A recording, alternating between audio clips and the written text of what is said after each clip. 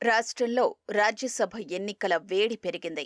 2 సీట్లు ఖాళీ కావడంతో వాటి భర్తీకి అవసరమైన పూర్తి మెజారిటీ ఉన్నట్లు కాంగ్రెస్ చెబుతోంది. ఒక సీటు ఏఐసీసీ కోటా కింద వెళ్లే అవకాశముండగా, మరొకటి రాష్ట్ర ప్రాధాన్యత కింద నిర్ణయమయ్యే అవకాశం కనిపిస్తోంది. జాతీయ అవసరాలు ఒకవైపు, రాష్ట్ర సమీకరణాలు మరోవైపు. ఇప్పుడు అందరినీ తొలిచే ప్రశ్న ఒక్కటే: పార్టీ ఎవరికి అవకాశమిస్తుంది? సీనియారిటీకా, విధేయతకా, లేక పార్టీ అవసరాలకా? రాజ్యసభ సీట్ల భర్తీ కోసం ఏ ప్రమాణాలు తీసుకుంటారు అనే చర్చ పార్టీలో కొనసాగుతోంది. రాష్ట్ర శాసనసభలో మొత్తం 119 మంది సభ్యులు ఉన్నారు. ఒక రాజ్యసభ సీటు గెలవాలంటే 40 మంది ఎమ్మెల్యేల మద్దతు అవసరం. కాంగ్రెస్కు తగిన సంఖ్యాబలం ఉంది. 2 సీట్లు సులభంగా గెలుచుకునే పరిస్థితి ఉంది. ఈ 2 సీట్ల కోసం పెద్ద సంఖ్యలో నేతలు ప్రయత్నాలు చేస్తున్నారు. ఇటీవల రాజ్యసభ నుంచి రిటైర్ అయిన అభిషేక్ మను సింఘ్వి తిరిగి తనకు రెన్యువల్ చేయాలని కోరుతున్నట్లు తెలుస్తోంది.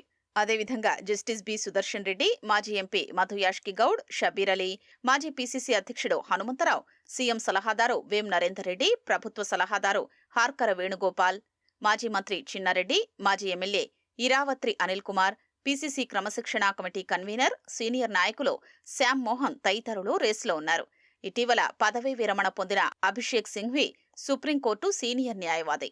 పార్లమెంటులో పార్టీ వాణిని బలంగా వినిపించే సామర్థ్యం ఆయనకుందని పార్టీ వర్గాలు భావిస్తున్నాయి. 2 సీటు రాష్ట్ర సమీకరణాలపై ఆధారపడే అవకాశముంది. ముఖ్యమంత్రి రేవంత్ రెడ్డి, పీసీసీ అధ్యక్షుడు మహేష్ కుమార్ గౌడ్, రాష్ట్ర వ్యవహారాల ఇన్ఛార్జ్ మీనాక్షి నటరాజన్, ఉప ముఖ్యమంత్రి భట్టి విక్రమార్క తదితరులు కలిసే నిర్ణయం తీసుకునే అవకాశముంది. ప్రాంతీయ సమతౌల్యం, కుల సమీకరణాలు ముఖ్యంగా పార్టీ భావిస్తోంది.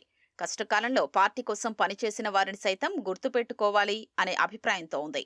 ఈసారి సామాజిక సమతౌల్యం ప్రధానాంశంగా మారింది. రెడ్డా, బీసీనా, మైనార్టీనా, ఎస్సీనా, ఎస్టీనా, ఎవరికి ప్రాధాన్యత ఇస్తారు అనే ఉత్కంఠ నెలకొంది. 2 సీట్లు 2 వర్గాలకు వెళ్లే అవకాశముందని పార్టీ వర్గాలు చెప్తున్నాయి.